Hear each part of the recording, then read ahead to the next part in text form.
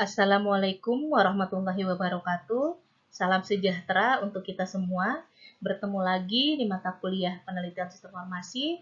Kali ini kita masuk ke pertemuan 5 yang membahas tentang outline skripsi penelitian ilmiah dan program sains.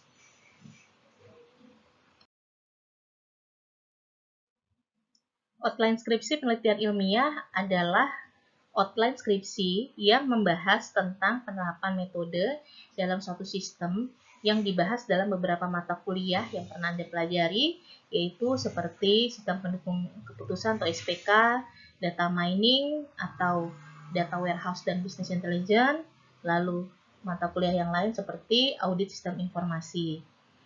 Luaran skripsi penelitian ilmiah dalam bentuk buku skripsi dan artikel ilmiah yang telah dipublikasikan baik di jurnal nasional terakreditasi maupun tidak terakreditasi, serta bisa juga di jurnal internasional bereputasi. Berikut adalah outline skripsi penelitian ilmiah yang akan kita bahas. Berikut adalah outline skripsi penelitian ilmiah. Outline skripsi penelitian ilmiah sama seperti outline skripsi yang lain. Sebelum bab inti, harus ada lembar judul skripsi, lembar persembahan, lembar pernyataan keaslian skripsi, lembar pernyataan persetujuan publikasi, lembar persetujuan dan pengesahan skripsi, lembar panduan penggunaan hak cipta. Lalu ada kata pengantar, abstraksi, daftar isi, daftar simbol, daftar gambar, daftar tabel, dan daftar lampiran. Nah, mengenai contoh dari template tersebut bisa Anda lihat di buku panduan skripsi. Oke, kita bahas bab inti dari outline skripsi penelitian ilmiah. Yang pertama adalah bab 1 pendahuluan. Untuk bab 1 pendahuluan terdiri dari 1.1 latar belakang masalah, 1.2 identifikasi masalah, 1.3 maksud dan tujuan. Nah, untuk latar belakang masalah ini berisi tentang apa? Yaitu tentang hal yang menjadi latar belakang penulisan skripsi, diperkuat dengan kutipan artikel ilmiah penelitian yang terdahulu.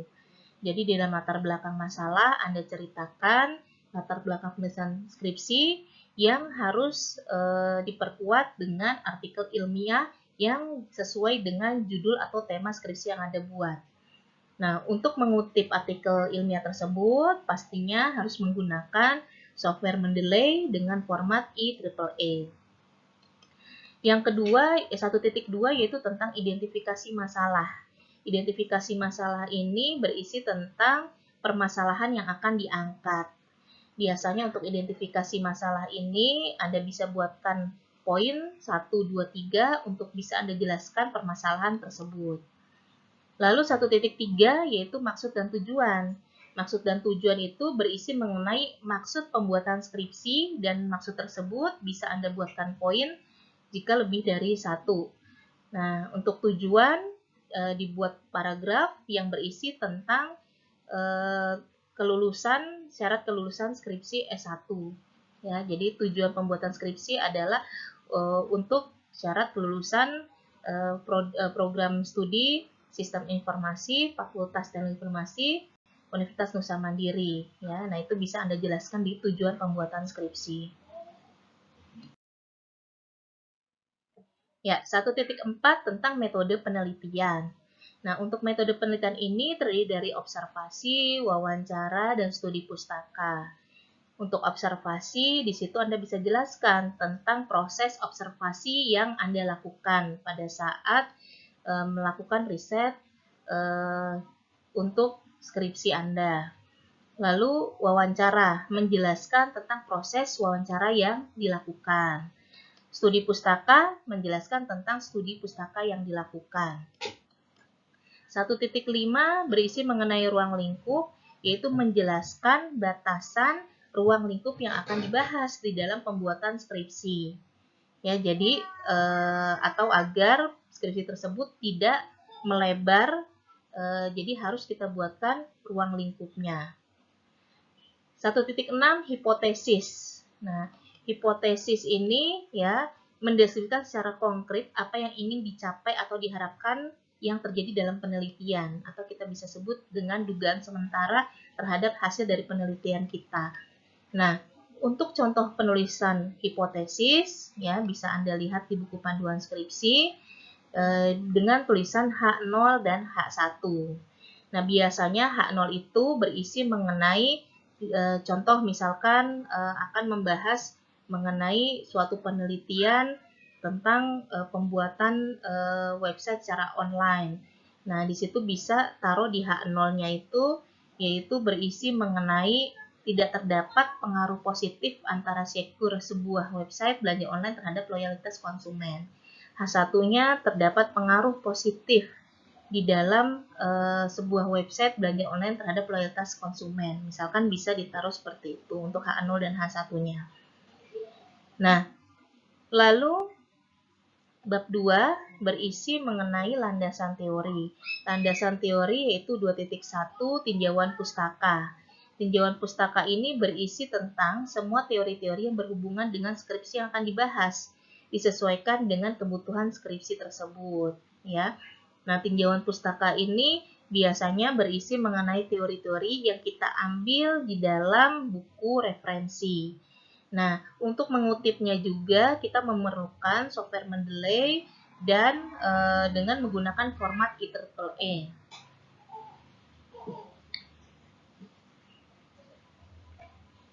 Lalu penelitian terkait. Nah, penelitian terkait ini berisi tentang kutipan minimal dari artikel ilmiah yang terkait dan mendukung dari masalah yang diangkat. Nah, jadi untuk penelitian terkait ini kita bisa untuk penelitian terkait tadi kan berisi mengenai kutipan ya dari tema atau judul skripsi yang kita angkat. Nah, untuk total jurnal referensi dari skripsi minimal 10 artikel ilmiah. Nah, jadi bisa Anda sesuaikan apabila Anda telah menaruh beberapa jurnal dalam bab 1, maka sisanya itu di dalam penelitian terkait. Nah, tadi sudah saya jelaskan bahwa untuk mengutip ini kita harus menggunakan software Mendeley dengan format IEEE. Lalu 2.3, tinjauan organisasi atau objek penelitian yang menceritakan tentang organisasi atau objek penelitian yang akan dibahas. Ya. Jadi di mana Anda melakukan riset tersebut, nah itu bisa Anda jelaskan mengenai sejarah atau organisasi tersebut. Bab 3 membahas mengenai metodologi penelitian, yaitu ada tahapan penelitian yang kita bisa gambarkan dengan menggunakan suatu flowchart dari mulai awal atau start sampai dengan akhir, seperti apa tahapan penelitiannya. Lalu ada lagi instrumen penelitian, ya, yaitu yang dibutuhkan apa saja instrumen tersebut. Nah, dijelaskan bentuk apakah softwarenya, penelitiannya, dan kuesionernya, ya, itu bisa dijelaskan di dalam instrumen penelitian. Lalu di situ di 3.3 dibahas mengenai metode pengumpulan data, populasi, sampel penelitian, itu pun dijelaskan dengan secara detail pengumpulan datanya seperti apa, populasinya siapa, sampel penelitiannya apa saja, itu dijelaskan di dalam 3.3. Lalu ada lagi metode analisis data. Nah, itu pun dijelaskan apakah menggunakan kuantitatif, kualitatif, atau seperti apa dijelaskan di dalam analisis data. Ya, selanjutnya bab 4 berisi mengenai hasil penelitian dan pembahasan. Jadi hasil penelitian dan pembahasan ini berisi tentang hasil olahan data yang telah Anda lakukan, yaitu bisa berupa grafik ataupun gambar, ya, serta perhitungan dari olahan data tersebut. Nah, itu ada di bab 4 hasil penelitian dan pembahasan. Nah, untuk bab 5 yaitu penutup berisi mengenai kesimpulan. Jadi kesimpulan dan saran, yaitu kalau kesimpulan berisi mengenai pembahasan kesimpulan yang menjawab permasalahan yang ada dan berisi tentang kelebihan serta kekurangan penelitian yang telah dibuat. Lalu saran-saran di sini berisi mengenai solusi tentang kelemahan sistem yang dibuat, dan juga dalam pembahasan saran melihat dari aspek manajerialnya, aspek sistem, serta aspek penelitian untuk pembahasan selanjutnya. Nah, itu adalah bab inti untuk penelitian ilmiah dari bab 1 sampai dengan bab 5. Lalu setelah bab 5 terdiri dari daftar pustaka, ya. Nah, daftar pustaka ini berisi mengenai referensi baik itu buku maupun artikel dan lain sebagainya ya yang telah Anda gunakan di dalam skripsi Anda. Nah, biasanya jika Anda menggunakan format Mendeley, daftar pustaka akan otomatis terbuat ya, jadi sudah tersusun dengan rapi. Lalu daftar riwayat hidup, Anda bisa taruh ya mengenai biodata Anda di dalam daftar riwayat hidup. Lalu ada lagi lembar konsultasi bimbingan. Lembar konsultasi bimbingan ini dari pertemuan 1 dan minimal sampai dengan pertemuan 8 secara detail Anda bisa jelaskan di dalam lembar konsultasi bimbingan. Lalu Anda taruh surat keterangan riset ya. Terakhir lampiran. Lampiran ini selain lampiran mungkin mengenai lampiran bukti kuesioner dan lain sebagainya, lampiran yang lain yaitu mengenai bukti hasil pengecekan plagiarisme. Nah, jadi setiap bab skripsi yang telah Anda buat, bab 1, bab 2, bab 3, bab 4, sampai dengan bab 5, setiap babnya harus Anda cek dengan menggunakan software plagiarisme, yaitu bisa menggunakan Turnitin atau software plagiarisme checker juga bisa digunakan untuk mengecek plagiarisme dari setiap babnya. Nah, hasilnya tersebut Anda bisa screenshot lalu Anda taruh di dalam bukti lampiran hasil pengecekan plagiarisme. Ya, selanjutnya kita akan membahas mengenai outline skripsi perancangan program sains. Nah, untuk membuat outline skripsi perancangan program sains, Anda dapat mempelajarinya pada saat Anda kuliah di mata kuliah Sistem Pakar. Nah, itu membahas mengenai outline skripsi perancangan program sains. Oke, seperti apa outline dari skripsi tersebut? Sama seperti outline skripsi penelitian ilmiah, jadi sebelum bab inti ada lembar judul skripsi, lalu ada lembar persembahan, lembar pernyataan keaslian skripsi, lembar pernyataan persetujuan publikasi karya ilmiah, lembar persetujuan dan pengesahan skripsi, lembar panduan penggunaan hak cipta, kata pengantar, abstraksi, daftar isi, daftar simbol, gambar, tabel, maupun daftar lampiran. Nah, ini ada di dalam outline skripsi perancangan program sains. Ya. Nah, untuk seperti apa contohnya? Nah, itu bisa Anda lihat di buku panduan skripsi.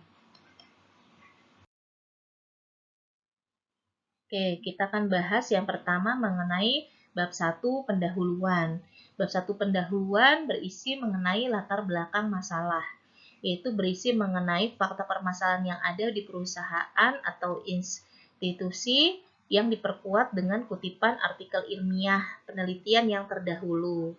Nah, jadi di latar belakang masalah Anda jelaskan mengenai latar belakang permasalahan yang sesuai dengan skripsi atau tema yang akan Anda bahas. Nah, untuk artikel ilmiah Anda sesuaikan juga dengan tema atau judul skripsi tersebut.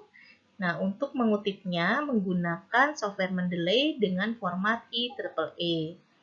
Identifikasi permasalahan. Nah, untuk identifikasi permasalahan ini berisi mengenai masalah yang terjadi di institusi atau perusahaan yang akan Anda riset. Nah, itu Anda jelaskan dalam bentuk poin 1, 2, 3, jelaskan bagaimana permasalahan di sana. Lalu perumusan masalah. Perumusan masalah ini biasanya Anda jelaskan dalam bentuk paragraf ya berdasarkan identifikasi permasalahan di atas, maka dirumuskan seperti apa. Lalu maksud dan tujuan. Maksud dan tujuan ini ya berisi mengenai kalau untuk maksud ya mengenai maksud yang ingin disampaikan oleh penulis di dalam penulisan skripsi. Nah, untuk maksud ini pun dijabarkan dalam bentuk poin 1, 2, 3 dan seterusnya. Nah, untuk tujuan dibentuk dengan paragraf.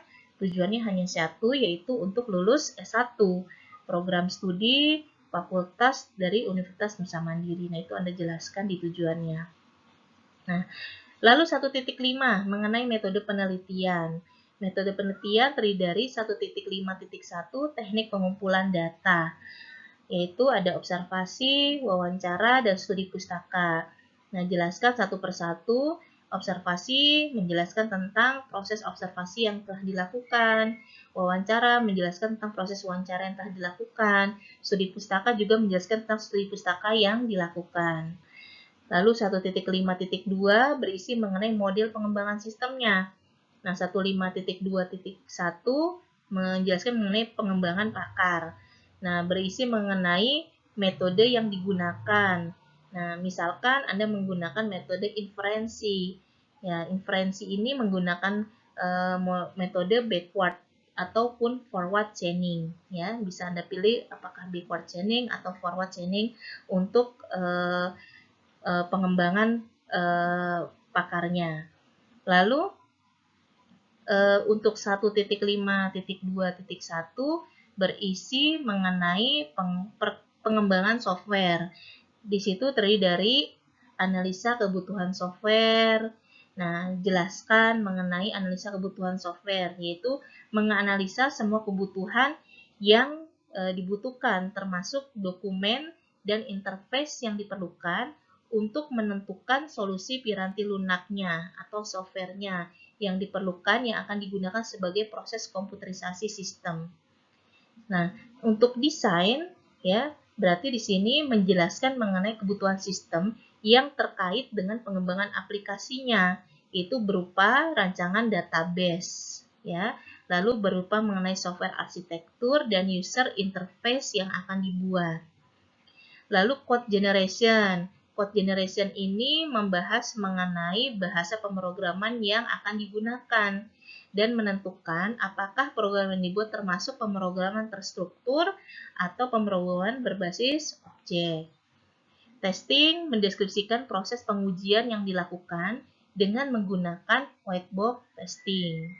Lalu support ya, yaitu support mengenai penjelasan hardware atau infrastrukturnya, yaitu mendefinisikan upaya-upaya pengembangan terhadap sistem yang sedang dibuat dalam menghadapi atau mengantisipasi perkembangan maupun perubahan sistem yang bersangkutan terkait dengan hardware dan software yang akan digunakan. Nah, 1.6 ruang lingkup. Ruang lingkup ini membahas mengenai penyusunan skripsi atau pembatasan permasalahannya di dalam pembuatan skripsi, dimulai dari mana sampai dengan dihasilkan printout atau laporan, termasuk juga software yang digunakan, bisa juga ditaruh di ruang lingkup. Jadi Anda jelaskan seperti apa ruang lingkupnya agar permasalahannya tidak melebar atau terlalu luas ya. Jadi bisa Anda jelaskan di dalam ruang lingkup. Ya, selanjutnya kita bahas mengenai bab 2, landasan teori. Landasan teori berisi mengenai 2.1 tinjauan pustaka, yaitu membahas mengenai teori-teori berhubungan dengan skripsi yang akan Anda bahas. Nah, misalkan di situ Anda bisa membahas mengenai teori dari pengembangan sistem yang akan Anda gunakan. Bisa menggunakan waterfall, RAD, atau teori yang model yang lain. Nah, Anda bisa taruh kutipan buku referensinya di dalam tinjauan pustaka tersebut. Terus bisa juga Anda taruh mengenai teori-teori mengenai basis aturan atau rule-based sistem pakar. Yang ada dua cara, yaitu bisa menggunakan inferensinya yaitu forward chaining maupun backward chaining. Nah, di situ Anda bisa jabarkan teorinya menggunakan kutipan dari buku referensi apa dengan menggunakan software Mendeley pastinya ya, dengan format IEEE. Lalu bisa Anda taruh juga teori-teori UML, teori IRD di dalam tinjauan pustaka. Ya.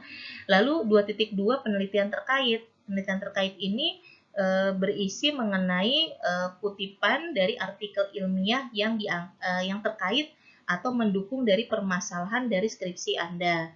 Nah, untuk kutipan ini secara keseluruhan, untuk kutipan artikel ilmiah di dalam skripsi Anda secara keseluruhan minimal 10 artikel ilmiah. Nah, jadi Anda bisa perkirakan kalau tadi di latar belakang masalah sudah Anda taruh beberapa skripsi, berarti sisanya berapa. Jangan sampai kurang dari 10 artikel ilmiah. Nah, untuk mencari artikel ilmiah tersebut, Anda bisa masuk ke e-jurnal Nusa Mandiri. Anda bisa cari berdasarkan terbitan-terbitan jurnal yang ada di dalam e-jurnal tersebut. Bab 3 berisi mengenai analisa dan rancangan sistem berjalan. Nah, di dalam bab 3 terdiri dari 3.1, yaitu tinjauan organisasi, yaitu berisi mengenai 3.11 sejarah perusahaan, yaitu bisa sejarah perusahaan, institusi atau organisasi tempat mahasiswa melakukan riset.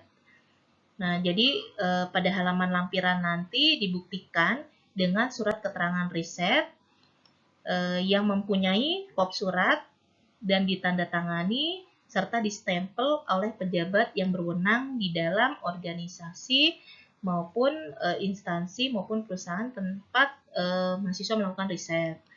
Lalu 3.1.2 juga sama ya, mengenai sejarah dan struktur organisasi perusahaan tersebut. 3.2 berisi mengenai pengumpulan data pakar. Nah, di 3.2.1 berisi mengenai objek pakar. Objek pakar ini mendeskripsikan minimal tentang 3 orang pakar yang diwawancarai, yaitu siapa, jabatannya apa, sudah bekerja di bidangnya berapa lama, dan lain sebagainya. Itu dijelaskan di dalam objek pakar.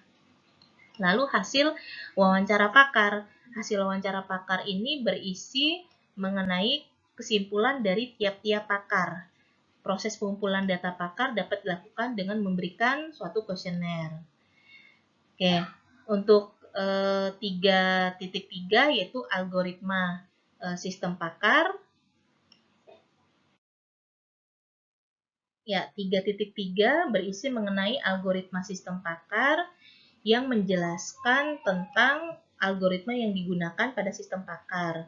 Jadi, pembuatan algoritma tersebut sesuai dengan kasus yang dibahas dari setiap judul yang Anda buat, ya. Jadi, pembuatannya dengan menggunakan flowchart seperti ini, dimulai dari awal ya sampai dengan akhir Anda jelaskan.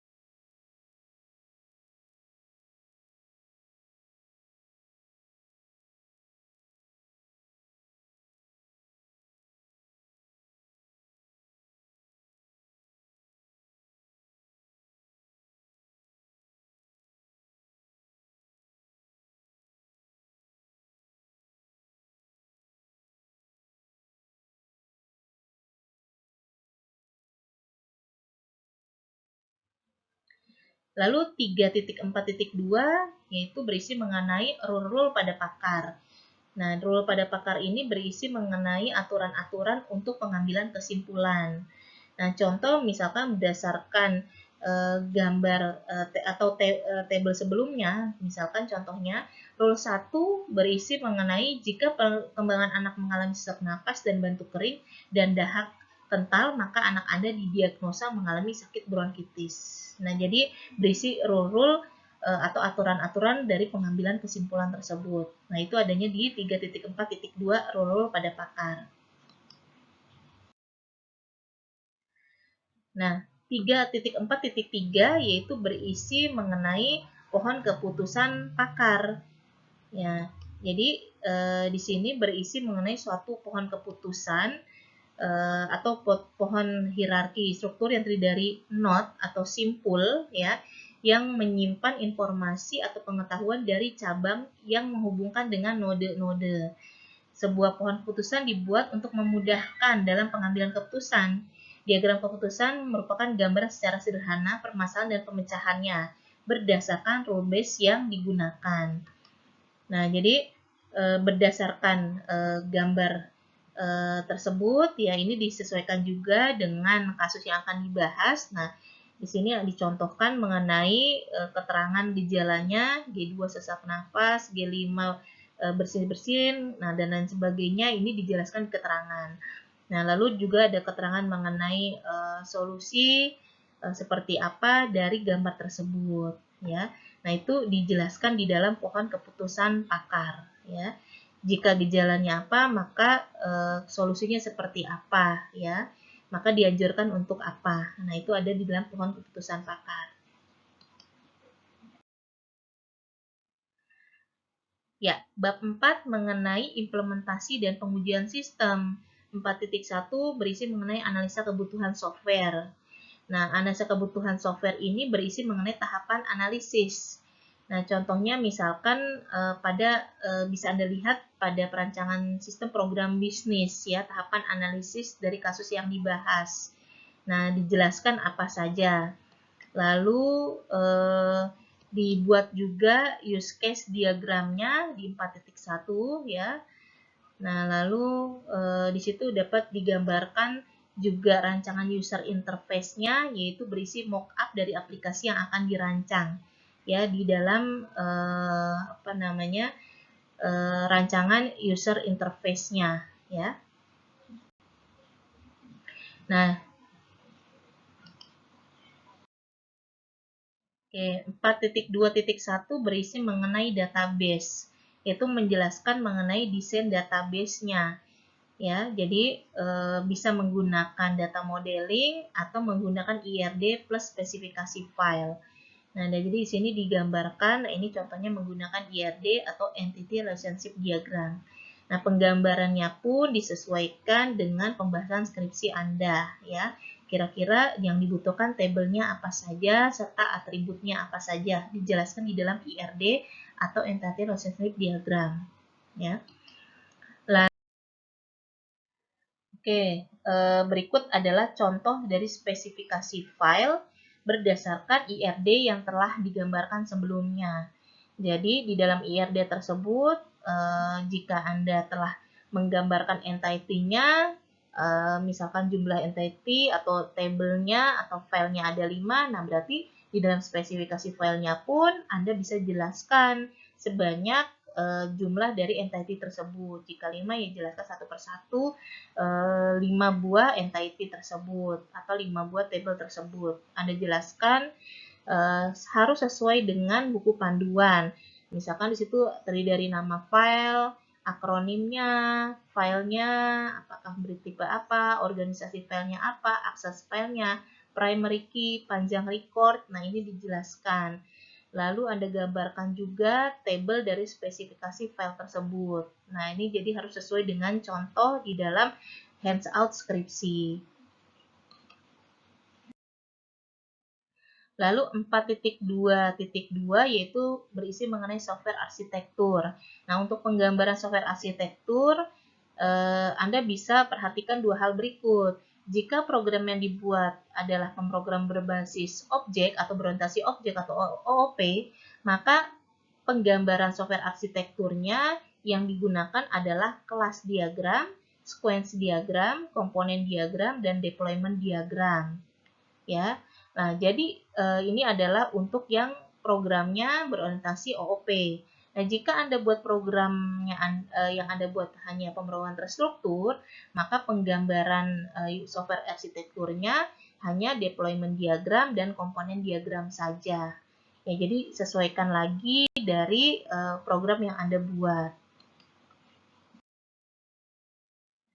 Nah, 4.2.3 berisi mengenai user interface. Jadi user interface ini berupa tampilan aplikasi yang telah dibuat dan siap untuk diimplementasikan.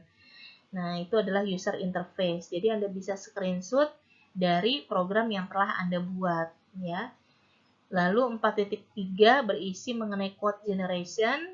Nah, code generation ini jika program dibuat berbasis OP, maka dilakukan dengan mengenerate kelas-kelas yang dibuat. Ya, jadi Anda bisa screenshot, taruh di dalam code generation. Nah, jika program yang digunakan terstruktur, maka dibuat dengan menggunakan source code program yang berhubungan dengan transaksi.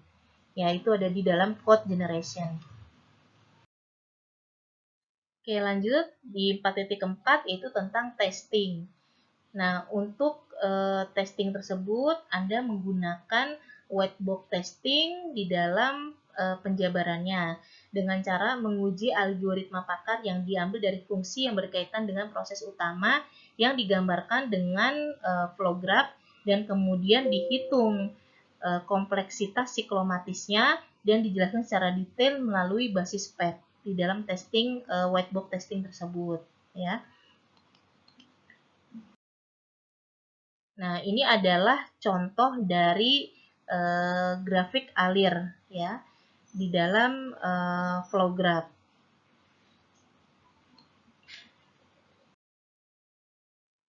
Setelah itu kita hitung kompleksitas siklomatisnya berdasarkan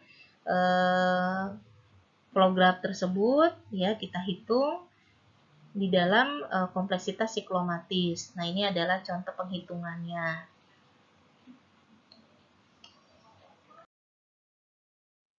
Lalu 4.5 berisi mengenai support. Nah, support ini menjelaskan tentang publikasi web. Nah, jika pemrograman berbasis web dan spesifikasi hardware dan software yang akan digunakan untuk menjalankan sistem yang dibuat. Nah, jika pemrogramannya berbasis web dan dipublikasikan, bisa taruh di 45.1 untuk publikasinya, yaitu membahas mengenai proses penyewaan domain, hostingnya, dan berapa biayanya itu bisa digunakan di publikasi web ya jika ada. Jadi bersifat opsional untuk 45.1. Nah, untuk 45.2 berisi mengenai spesifikasi hardware dan softwarenya, yaitu menjelaskan tentang kebutuhan hardware dan software standar yang akan digunakan. Misalkan kebutuhan hardware-nya yaitu prosesornya apa, memorinya, monitor, hard disk, keyboard, mouse, dan lain sebagainya. Nah, serta software yang digunakan itu software aplikasinya apa, software database-nya apa juga dijelaskan di situ ya di 45.2. Nah, berikut adalah contoh spesifikasi hardware dan software-nya. Bisa Anda lihat.